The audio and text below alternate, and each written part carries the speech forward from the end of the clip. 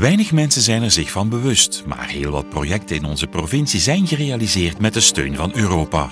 Onze regio kan daardoor meer tijd en middelen spenderen aan domeinen als wetenschappelijk onderzoek, economische innovatie, milieu en toerisme.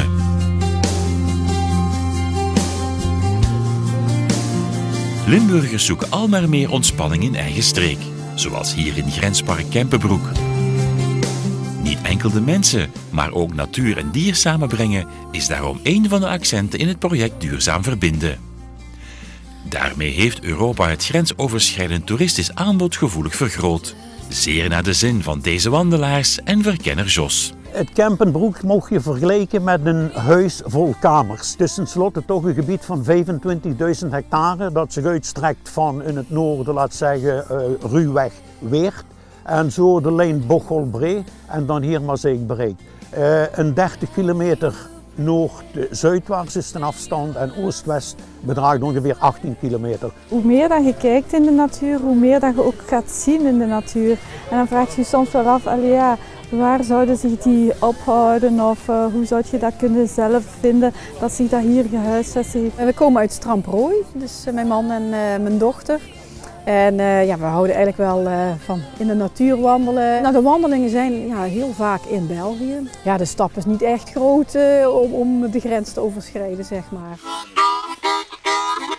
Teusje Langere is een wandelgebied in de Maaseikse deelgemeente Wurfeld. Hier zijn enkele kilometers aan wandelpaden opgewaardeerd. Als de mensen over een pad kunnen gaan en ze voelen zich daar veilig, ja, dat geeft een aangenaam gevoel. Als er geen paden zijn of een route, zeg maar, dan ben je al gauw, waar ga je dan naartoe? Hè? Een beetje verloren van, loop ik nou wel goed? De Polismolen in Bree is een van de toegangspoorten tot Kempenbroek. Ook hier werkte Europa aan mee. Hier in de Polismolen hebben we in 2011 een bezoekersonthaal geopend. Het is op zich de bedoeling om de mensen zo snel mogelijk naar buiten te sturen. Dus we willen vooral hier met een aantal grote beelden van het gebied en wat korte bondige informatie goesting doen krijgen om door buiten te trekken. De grensoverschrijdende samenwerking tussen de lokale toeristische partners resulteerde in het Tiger-project. Dat staat voor Toeristische Impuls van de grensoverschrijdende Europese regio. De website www.vakantieinhethartvaneuropa.eu is een van die realisaties. Met daarop attracties, arrangementen en routes.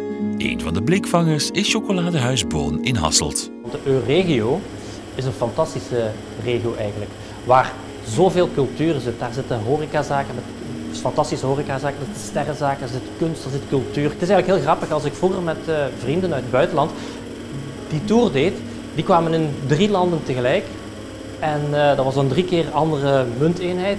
En die waren helemaal verbaasd van wat allemaal kon. Die zitten dus eigenlijk hier, een soort van Kempen, Haspengouw en dan een soort Ardennen. Dat is eigenlijk een super regio. Chocoladehuis Boon is trouwens een van de streekproducten die Europa promoot met het project Euregio met smaak. Een culinaire reis over de grenzen heen. Een ander bezoekje waard is het vernieuwde Jenevermuseum in Hasselt. En van daaruit kan het met je smartphone naar elke andere toeristische topper uit Euregio. Duidelijk dus dat we de Euregio een stuk beter kunnen leren kennen dankzij Europa. In de volgende aflevering trekken we naar Greenville in Houthalen-Helchteren. De groene economie is cruciaal voor de toekomst van onze provincie.